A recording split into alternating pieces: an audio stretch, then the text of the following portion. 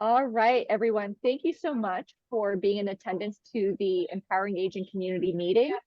These meetings were initially started as an ongoing education platform for graduates of the Senior Care Sales Solutions Academy, and then also ongoing Connect for training clients. But I am now opening them up to any senior care professional across the United States because I think through providing education on resources that exist, it empowers us to better assist our clients, right? No matter where we are.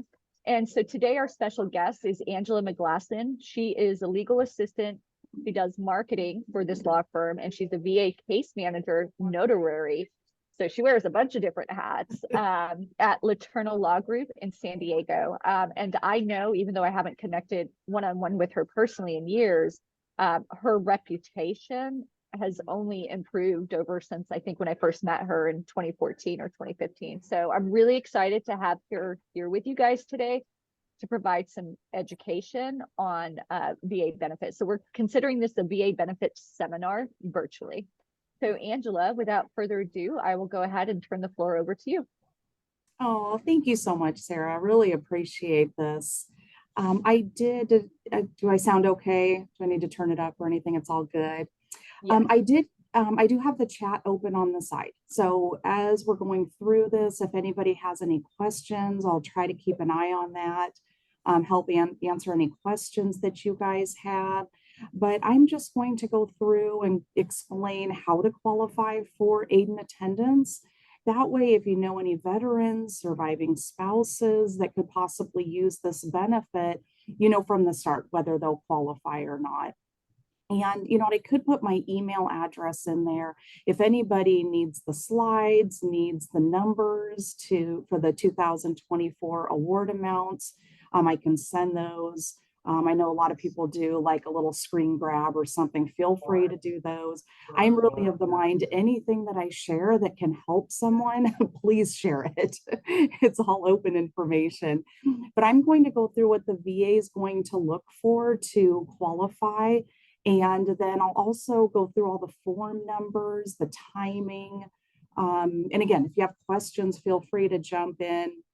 My name's Angela McGlasson. I work for the Laterno Law Group. I work for my father. He's a VA accredited estate planning attorney. We help with VA applications absolutely free of charge. I probably look over about a dozen applications every week, every other week. Doesn't take me very long just to double check and make sure that the person qualifies in every single area.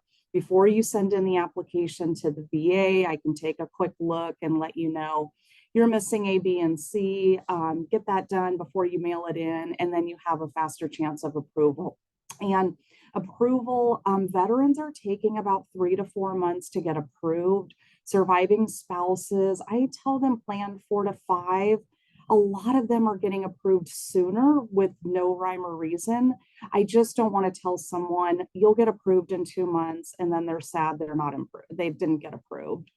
So I'm just going to share my screen with the PowerPoint presentation. See if I can do this correctly. And let's go from the beginning. All right, are you guys seeing that okay now? Okay, good. Okay, it's telling me my voice quality is poor. Okay, let me know if you can't hear me. So aid and attendance is a benefit. Oh, first, that's my military family. That's what got us started in all of this. That's my grandfather. He was an Army veteran during World War II. That's him in the middle. He passed in 2020, and it was a really beautiful military memorial for him up in Sacramento. And that's my mom and dad down there, my uncle getting the flag. Just beautiful, beautiful ceremony they did. And then on the left, that is my beautiful daughter who's in the Air Force right now, active duty, and she's at Tyndall Air Force Base in Florida. So she likes to scare me and let me know when they're concerned about hurricanes, when they've had alligators, just, you know, they're pets. They actually feed them, and that makes mommy a little nervous, but it's a beautiful campus, and she's doing really well, loving that. Let's see next. So this benefit, aid and attendance, is specifically for wartime veterans. So step one, I always talk to the family about, let's look at those discharge papers. Let's look at those DD-214s. We specifically need to see active duty on those discharge papers. And this is for wartime veterans, surviving spouses of wartime veterans.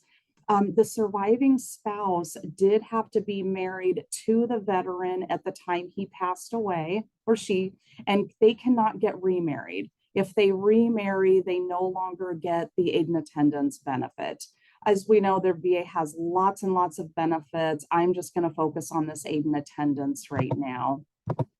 And these are the new 2024 award amounts. So feel free to, if you want to screen grab that one, if you want to email me, I can email you all these numbers. But this is the reimbursement that the VA is giving for a married veteran. It's $27.27 a month. A single veteran's getting $2,300 a month. A surviving spouse is getting $1,478. And two veterans that are married to each other, both veterans qualify for the active duty during wartime. They're both needing care. Then they would get $36.49 a month coming in. And I put what those numbers are over 5 years, but this is a lifetime benefit. So as long as they qualify in every area, they're going to qualify for the rest of their life. These numbers go up every year, the same percentage as Social Security. So I believe this year it was a 3.4% cost of living increase, or maybe 3.2. So all these numbers went up that percentage. So these numbers will continue to go up every single year. So the requirements for this benefit is you do have to have that wartime service.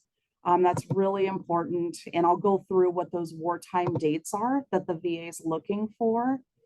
The VA is going to look at your gross monthly income. So Social Security, any pensions, any required minimum distributions from your retirement accounts. And so I always tell families, let's add up your income, your gross monthly income in one column. If it's a married veteran, it is combined income. And then in another column, we're going to add up all of your costs of care. The VA, and this is combined costs of care for the veteran and spouse. And costs of care, the VA is looking at home care expenses, assisted living expenses, memory care. Independent living will work if the community is considered a protective environment where somebody is available at all times. If there's a fall or a medical need, we can use that base as a medical expense. We can use any insurance premiums the client's paying for. We can use the Medicare Part B that gets deducted from their Social Security check. That's a medical expense. So when I go through the qualifying criteria with them, I'm going through, list all of your income, your gross monthly income. Now let's list all of your costs of care that you have. And I help them, I give them a list and tell them, okay, collect all these numbers, then let's talk and I'll help with the calculation. Basically what the VA is looking for is the cost of care must be 5% more than your income. So if somebody has $4,000 worth of income, they need to have at least $4,200 worth of medical expenses, and then the VA is going to reimburse the full amount. They'll reimburse the $27.27 a month. So I tell clients, look at your look at aid and attendance as reimbursement for care. a reimbursement for unreimbursed medical expenses. And the VA is looking for consistent monthly medical expenses. I talked to people that maybe had a high dental bill, maybe had a high hospital bill. Unfortunately, the VA is not looking at that as a consistent amount to project getting this benefit in the future. They may, when you're looking at a retroactive payment, add that in. But I do like to explain, to make it easy for the VA, you do want to show that you have a consistent home care expense, a consistent assisted living expense. So it's easier for the VA to award it and continue to give that amount out, and also not ask any questions. The VA is also going to look at all assets. That's checking, savings, investments, retirement. If you have a life insurance policy with a cash value, they're looking at that. If you have a home, additional property, and I'll go into a lot of these later on a slide, but this is initially what the VA is looking for. They're looking at, does the claimant have a medical need? Is there a physician's report that says this care is required? I do have a sample physician's report that I can email out to anybody that needs it. And that is, I have a sample so people know exactly what the VA is looking for on that physician's report. One of the questions that they ask is, do you require a nursing home? In different states, nursing home means different things. So if you put in California that yes, you need a nursing home, the VA is going to wonder why you're not in a Medi-Cal approved skilled nursing facility and have Medi-Cal pay for that. So we put on the form, no, you don't need a nursing home, but you are required to be in a protective environment. That way, the base that you're paying for at assisted living or independent living becomes a medical expense. So if somebody's needing home care and somebody's required to be there 24 hours a day, that's requiring a protective environment. And it can be different. We can personalize that to what the need is. There's also different classifications for the pension. There's basic, housebound, and aide and attendance. And they're all classified under pension. 99% of the time, I am always applying for aide and attendance, because if somebody has a care expense that's more than their income, the aide and attendance part is saying you need help with at least 2 activities of daily living. So 99% of the people that I'm qualifying will qualify for aide and attendance, but I'm going to go through what the daily activities are also. Let's see. And so the service requirements are just 90 days of active duty, 1 day, well, let me go back, 1 day during a time of conflict. And that's why we initially look at those discharge papers, because we do want to look at what are the specific dates of active duty. I know sometimes people were in the reserves, were they called up to active duty?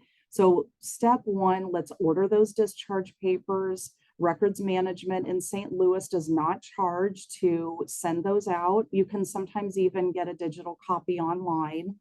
Start with that. 1 day during a time of conflict, and anything really other than a dishonorable discharge. When I do see that somebody has a medical discharge, or even from the start, I ask if they're receiving money on the disability side, if they're getting any compensation. And if the children aren't sure, I ask them, look at that line item on the direct deposit. Most of the time, if it says VACP, that's on the compensation side. So I want to know what that amount is. If it's a veteran that is maybe getting a 10% rating for hearing loss, they're maybe getting $200 a month, I have to deduct that medical discharge amount, the $200 a month, from what they're going to be able to get for aide and attendance. So if their award amount for aide and attendance is $27 a month, and they're already getting $200 a month on the disability side, they're only going to get $25, $27 on the aid and attendance side. The VA won't let you maximize both amounts. Sometimes I'm talking to a veteran that is 100% rating, has a 100% rating. Maybe he's getting 35, 3,800 a month. He's already getting more money on the disability side, so he won't qualify for the full aid and attendance amount. But in some cases, the VA will give that 100% rated veteran another $200 or $300 a month if they qualify for aid and attendance. So I always think it doesn't hurt to put in an application. On the surviving spouse side, if the veteran passed due to a service-related injury and the surviving spouse is getting DIC, she's probably getting about $1,500 a month, a little over. I think it just went up to over $1,500 a month. And that's more than what she can get on the aid and attendance side of $1,478. So I always ask from the beginning, are you getting any money on the disability side, so we can set realistic expectations? And these are the VA approved wartime service dates.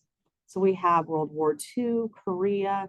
For Vietnam, there are two periods. That time from February of 61 to August of 64, if the veteran had boots on the ground in Vietnam, then we can put that amount on their forms and they can qualify. For all the other dates, World War II, Korea, Vietnam, August of 64 through 75, currently with the Persian Gulf wars, they don't have to see combat. That person does not have to see combat. They could have been sitting in a desk in the Midwest. I just qualified a veteran that was a dentist in San Bernardino. And he said, technically, I saw war. Like, oh, no, that's not the same thing. I get what you're saying, but you don't actually have to see combat to qualify for this benefit. But again, this is why it's so important to look at those discharge papers, those DD-214s, to see, do we have active duty during a time of conflict? Because this is what the VA is going to look for. And then now the medical requirements. The VA says if you're over the age of 65, we don't have to explain why you're not working. You do have to have a diagnosis that explains why you need assistance. And like we were explaining before, that the cost of care exceeds your gross monthly income. I get so many calls from people saying, I got denied for this claim. Here's what I sent in. And I said, everything looks great. You just didn't show the VA that you have a medical expense. So they have nothing to reimburse. So it's really important to show that here is my home care expense. And I know sometimes those numbers can vary. So we just ask the companies, the home care companies, to give an average, that this is an average number of hours that we're doing a month. And that's usually okay with the VA. And also for assisted living, we can show the base plus additional care. Some clients are in independent living, so we can show that as a base. And we can also show they have a caregiver providing some activities of daily living. But monthly medical expenses need to exceed gross monthly income by 5% in order to qualify for the full amounts. There are lesser amounts, and I can provide that calculation, but it's dramatically less. So if somebody has income of $4,000 a month and their medical expenses are $1,000 a month, it's really, really minimal what they're going to get from the VA. I even talked to a lot of veterans and spouses that their income's $4,000 a month and they're spending about $3,800 a month or $4,000 a month.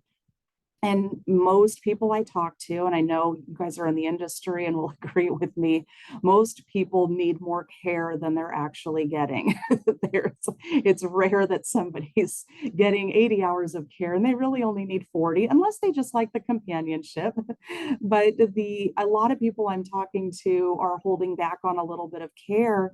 And I explain to them, if their income's 4,000 a month, and they bump up the care they do need to 4,200 a month. I prefer to show a 10% gap. So I tell them bump it up to 4,400 a month. And then the VA is going to reimburse you 27.27 a month. And that is a direct deposit into the veterans or surviving spouse's account. On the application, I tell them tape a voided check onto that page so the VA knows exactly where to do a direct deposit. Now for the for aid and attendance, the VA does need to see at least help with 2 activities of daily living.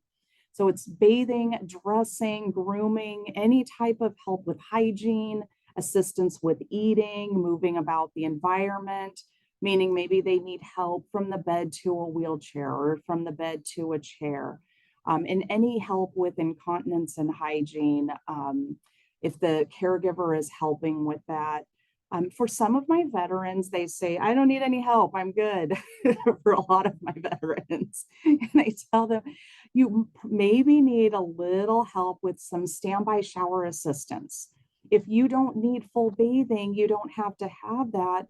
But if a doctor says you're a fall risk and you have somebody standing in the other room available for you if you have a fall, that qualifies as an activity of daily living. And then for clients that are in assisted living or independent living, and they're getting any type of meal help, whether somebody's bringing them a meal, cleaning up after their meal, that is the other activity of daily living that's easy to show the VA. The VA used to require 3 activities of daily living, but they took out meal preparation and medication management. So now they only require 2, but they said help with eating is any assistance with eating.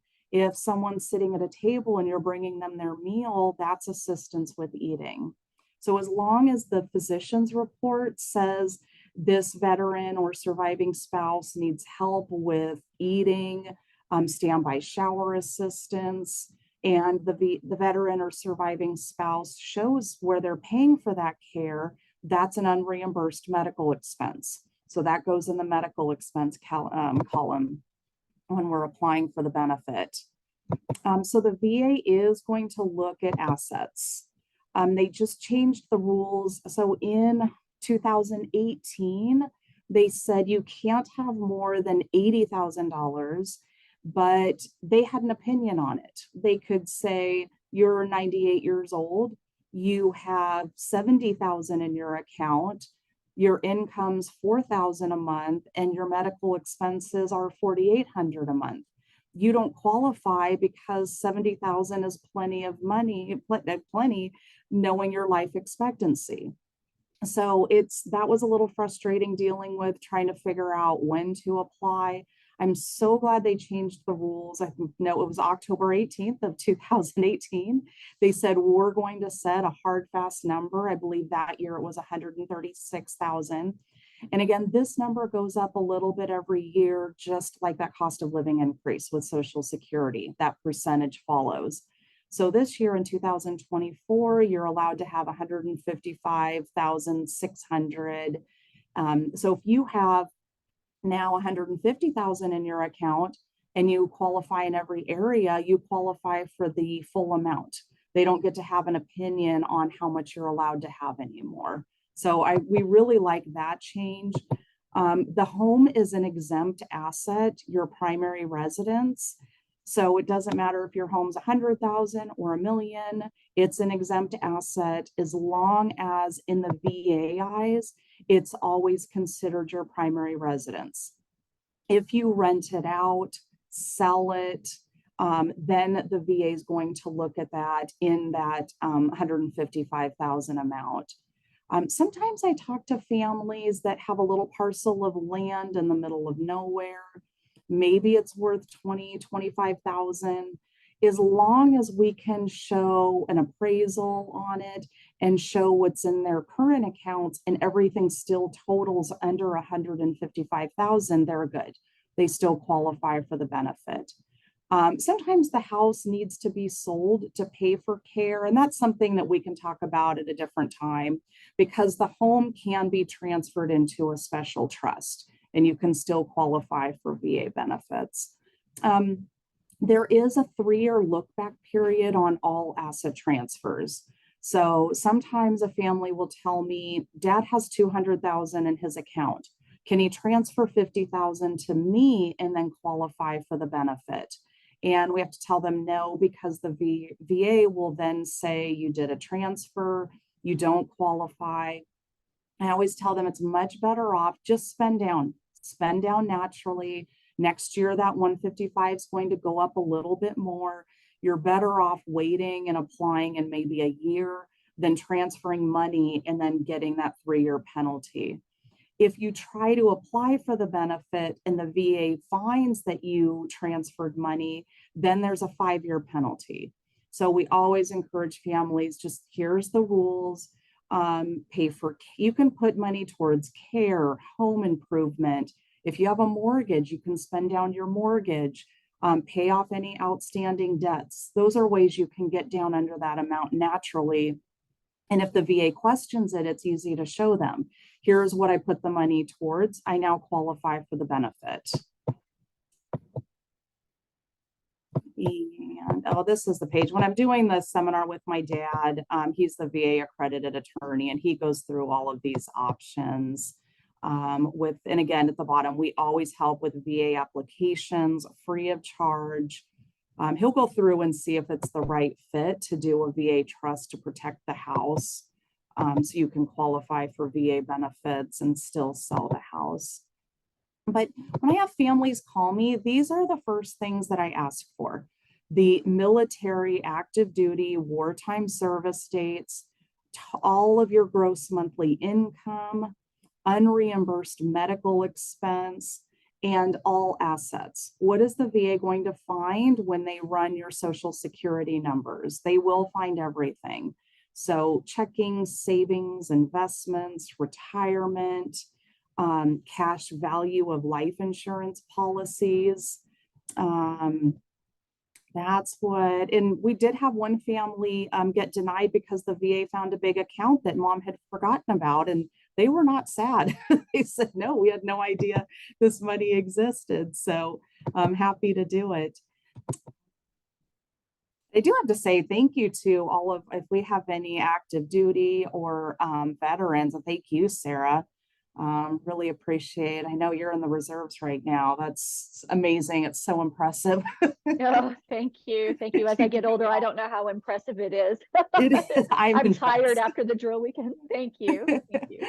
And then just really quickly, the VA is, the documents the VA wants to see are birth certificates, marriage certificates. The hardest things for people to collect are, the VA wants to know how all previous marriages were terminated. So if it's a divorce certificate, they want to see that, a death certificate. They want to see a bank statement for every account they're going to find.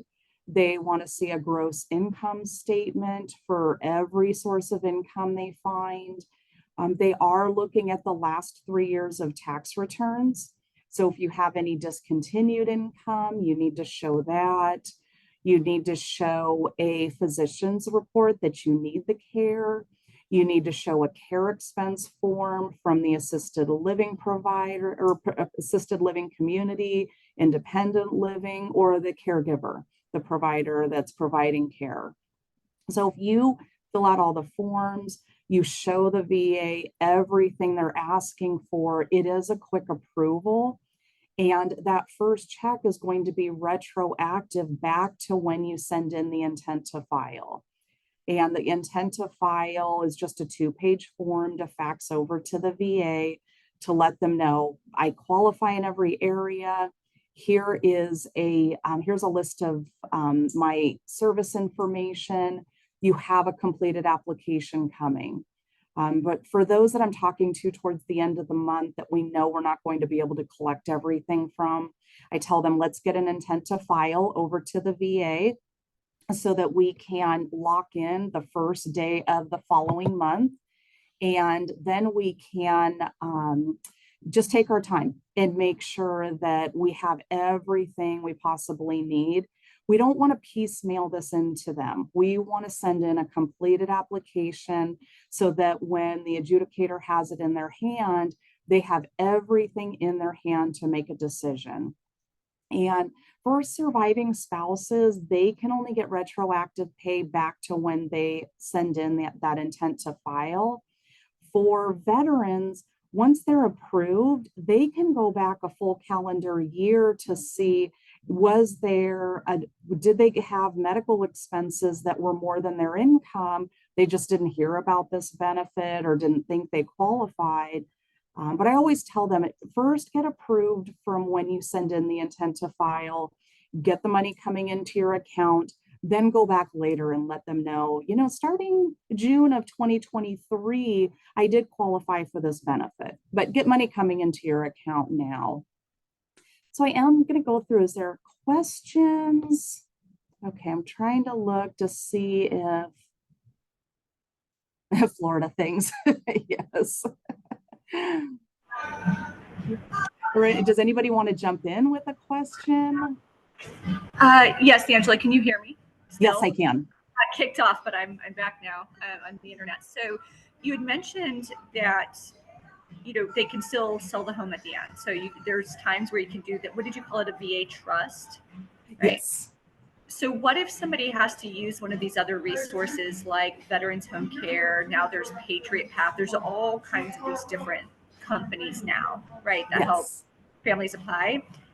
But they provide that bridge money, right? Because that's one of the things they have to show that they're paying.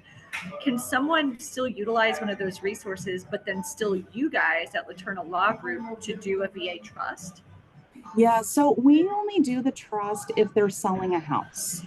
So if they need to sell their house, then, and actually my father's only licensed in California, but I have a list of referrals if people are in other states, and you want to make sure they're VA accredited, and he can set up a special trust if we have a good trustee that can manage the trust. And we transfer title of the house to the trust before the close of escrow, so that all the equity from the house will go into a trust account most of the time for a son or daughter to manage and pay for mom and dad's care out of that account if needed. Okay.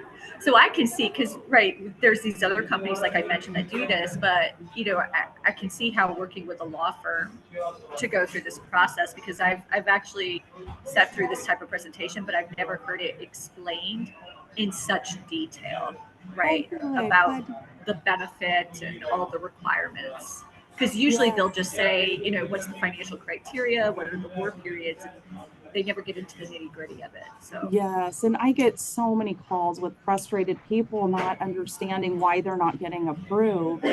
And I would say most of the time it's just not showing a large enough care expense and not showing wherever they're paying for the care does need to sign off on the form saying, yes, we're providing this care. This is the care we're providing, and this is how much they're paying for it. I have a question.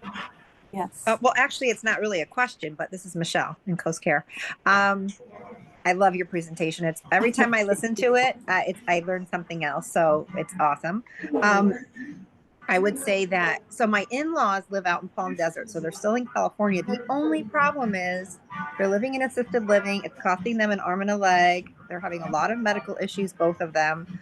But they sold their house 2 years ago. So they have a huge amount of money, this is California, right? In their accounts right now. So I guess we have to wait until they're down to like 155 to maybe 185 to start this process and get the paperwork in. Is that correct? Yeah, so because they already Okay. sold the house, the money already went into their account, to their social security number, they do have to spend down now. Okay. And they have to Mm. spend down either on care, medical expenses, paying off debt. And Yeah, they also all they need don't that. want to apply until they qualify in every single area. Okay. Yes. Mm. And that number will go up a little bit next year. Okay. Thank you. Oh, no problem. When someone is proving to the VA that there's a cost of care, Mhm. does it have to be a licensed caregiving agency or independent living, assisted living, or could it be that the daughter's taking time off from work and providing the care, and then they put a monetary value around that? Yeah, so it doesn't have to be a professional caregiver. It can be a combination of caregivers. Sometimes people have a professional caregiver, they have a daughter that comes and helps a little bit, or son.